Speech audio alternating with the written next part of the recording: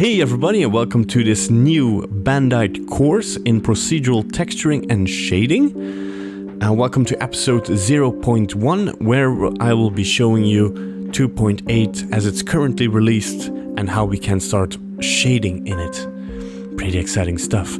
So the release candidate was released, as of recording yesterday. And we're gonna have a look at it. So we already have this beautiful splash screen from Spring from the Blender Foundation's short movie. Very pretty. Go check it out if you haven't. If you want to download, by the way, the release candidate for Blender 2.8, just go to blender.org to the download pages and press the 2.8 button. Pretty easy. Nothing too complicated. And as we will notice, more things in 2.8 are pretty easy and pretty straightforward. So let's jump right into it.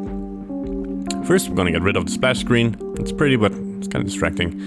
And we still see that we have the default cube, a default light, and a default camera. So this is now the layout view. It's pretty familiar if you've worked in Blender before, and it still has all the familiar tools. I'll just be it a little bit more cleaned up. I'm pretty happy with 2.8. It looks nice. It looks clean. I like the colors. Yeah, it's nice. But of course, we want to shade in this. We used to create our own shading layout, but now we have a nice shading layout up here. So if you press the shading tab up here, our workspace will change into the default shading layout. Here we have a 3D viewport that is already set to viewport shading. We'll get back to that. To the left here we have a browser. On the left bottom here we have an image viewer. And on the bottom we have our nodes, our lovely nodes. So now we can just start fiddling with the shader. But let's go over some other stuff. We'll be using this layout for most tutorials, so I'll be keeping this as is for most tutorials. I might add some other windows if we go into more complex stuff, but this is what we will be seeing most of the time. So we'll go over the default shading layout panel by panel. On the left here, we have our folder viewer explorer thing. I don't know what the official term is. It's the file browser, of course. So we'll pop this open. I already have my favorites texture folder. You can default it to there if you really want, or you can just favorite it. And then if you scroll down, I can see my lovely textures in here. I just click and drag them into the node setup. On the bottom left here, we have a image viewer. Sometimes I change this to the UV editor because we can also check images in the view editor, but if I go into edit mode, I can also see my UV layout. On the right, we still have our outliner and our properties panel. And the properties panel, we're also gonna keep there for if we wanna add some modifiers, like this one. Let's make it a little bit bigger. So now for the two most important, on the top our 3D display, and on the bottom our node display. If you've done shading in Blender before, you're pretty familiar with the node setup. Here we can connect nodes in the shading setup to change properties of the shader. In the 3D viewport, there's some exciting new stuff, like the new EV shader, the viewport shader. It lets us check physically based shaders in real time.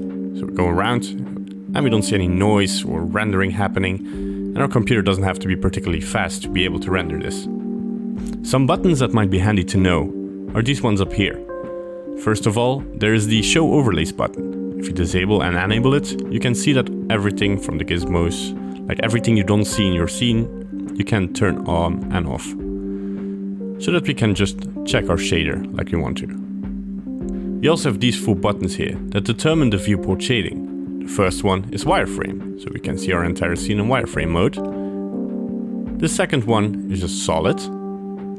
This one is handy for modeling or sculpting. Then we have the Look Depth button. In the Look Depth button, we see Eevee rendering the object with the physically based properties in its shader panel. There are some things we can't do in Eevee that we can do in Cycles. Of course, this is still a real-time render engine and it's still in development. And we will go into some limitations regarding Eevee. But for that, of course, we have Cycles. If we want to check something in Cycles, we just change the render engine to Cycles. And we go into rendered view. The nicest thing about Eevee and Cycles is if that you have the same settings in the shader panel, you should see the same material.